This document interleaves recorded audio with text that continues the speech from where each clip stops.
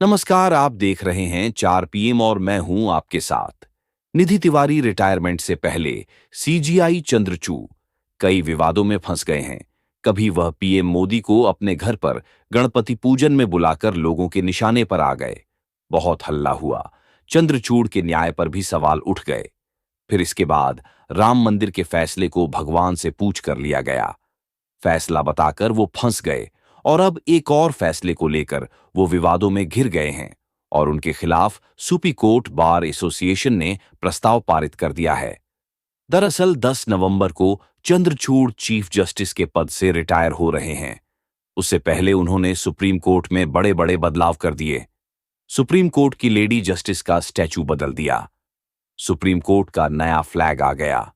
पूर्व जज की लाइब्रेरी में म्यूजियम बनाने पर काम भी शुरू हो गया और इन सब से सुप्रीम कोर्ट बार एसोसिएशन नाराज हो गया है।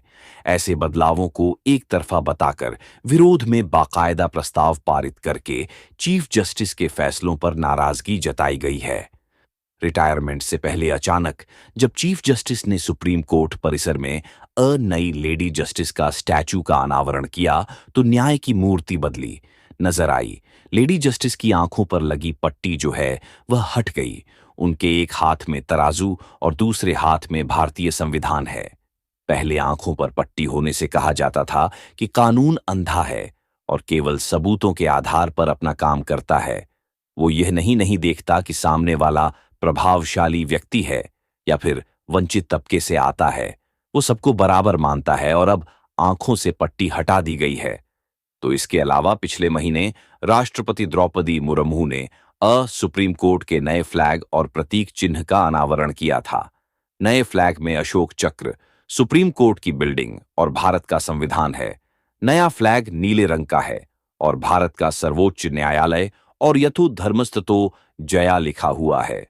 अविवाद ये नहीं है कि ऐसा क्यों बनाया गया, बल्कि विवाद ये है कि पूछा तक नहीं गया।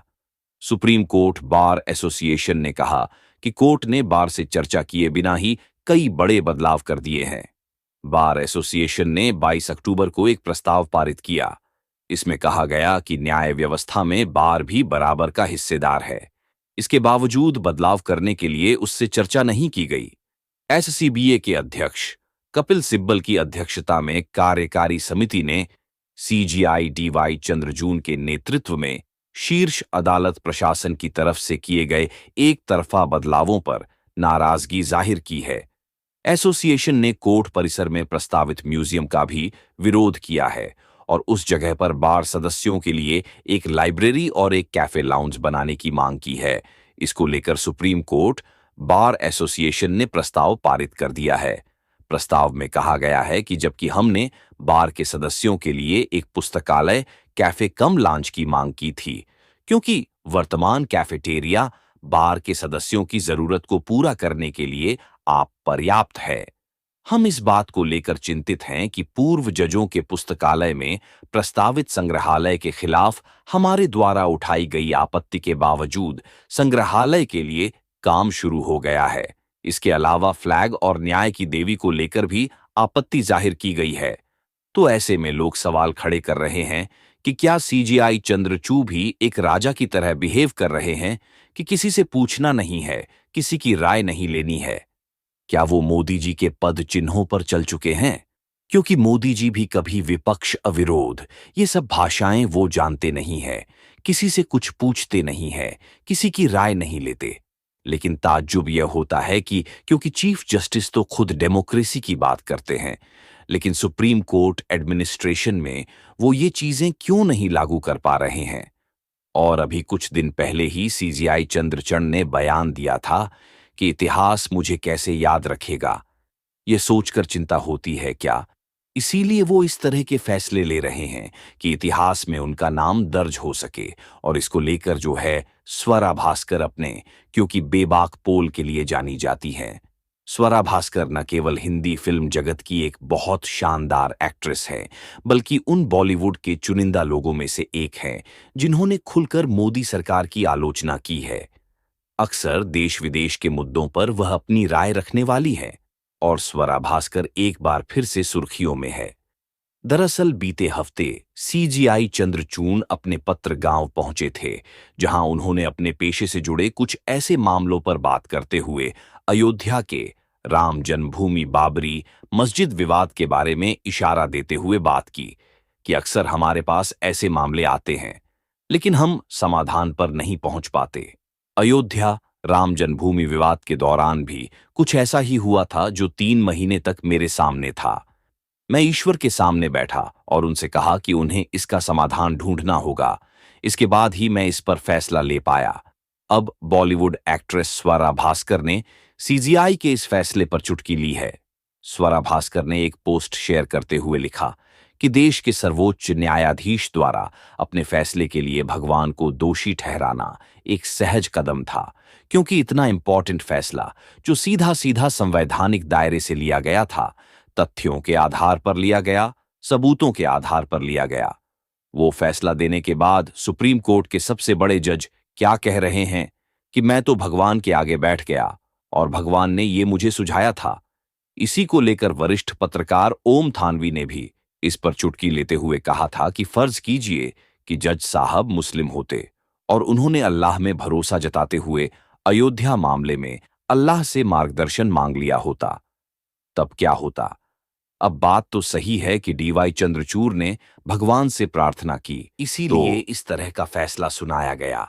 मतलब इतना ऐतिहासिक फैसला, जिसके लिए आज भी पूरी दुनिया में हम कह सकते हैं कि अगर 500 साल के इंतजार के बाद अयोध्या में भव्य राम मंदिर बना, तो वो किसी के कहने पर नहीं बना। तथ्यों के आधार पर और सबूतों के आधार पर सुप्रीम कोर्ट ने फैसला लिया, और सुप्रीम कोर्ट ने दुनिया के सबसे लंबे वक्त तक चले केस का फैसला सुनाकर यह आदेश दिया। और अब डीवाई चंद्रचूड़ साहब कह रहे हैं कि मैं तो भगवान के आगे बैठ गया था। मतलब एक तो हमारे मोदी जी थे, जो अपने आप को नॉन बायोलॉजिकल कहते थे कि उनका डायरेक्ट कनेक्शन भगवान से है, और एक हमारे चंद्रचूड़ साहब हैं, जो सीधा सीधा भगवान के चरणों पर अपने फैसले सुनाने के लिए अर्पित कर देते हैं। और फिर वो सोचते हैं कि मुझे इतिहास कैसे याद रखिएगा। तो लगता है कि चंद्रचूड़ साहब को कैसे याद किया जाएगा, उसके लिए अपने आप में ये केस ही सबसे बड़ा प्रमाण है। अंग्रेजी अखबार न्यूयॉर्क टाइम्स ने इस एक खबर में जो छाप दिया है कि उमर खालिद इस देश का एक नागरिक, जो 4 साल से इंतजार कर रहा है। 4 साल से उसका ट्रायल तक नहीं हुआ और उसको जमानत नहीं मिल रही है। देश का संविधान हर किसी को अधिकार देता है कि हम अपनी जमानत की अर्जी लेकर कोर्ट जा सकते हैं, लेकिन उमर खालिद को बिना ट्रायल के 4 साल से जेल में रखा गया है। क्या सिर्फ इसलिए कि वह सामान्य परिवार से आता है, या फिर सिर्फ इसलिए कि वह मुसलमान है? और इस देश में पिछले 10 सालों में मुसलमानों के साथ जो कुछ भी हुआ है, जो कुछ भी उनके लिए कहा गया है, जो उमर खालिद के साथ हुआ है, और ऐसा तो नहीं है कि उमर खालिद की अर्जी सुप्रीम कोर्ट तक नहीं गई होगी। तो सुप्रीम कोर्ट तक ये जब अर्जी गई, तो हमारे सीजीआई चंद्रचूड़ साहब को तो पता ही होगा। तो इसके लिए भगवान के आगे वो क्यों नहीं बैठे? क्या वो अपने सामने ये सब कुछ होता देख रहे थे? इसके बावजूद भी उन्होंने कुछ नहीं किया, और इसके बाद भी वो चिंतित हो रहे हैं कि इतिहास उन्हें कैसे याद रखेगा। तो ये सारी काफी चिंताओं का विषय है कि लगातार इस तरीके के सवाल से जय चंद्रचूड़ पर उठ रहे हैं। ऐसा नहीं है कि उन्होंने कोई फैसला नहीं दिया। उन्होंने कई सारे ऐतिहासिक फैसले दिए हैं, जिसकी वजह से उनकी हर बार तारीफ हुई है।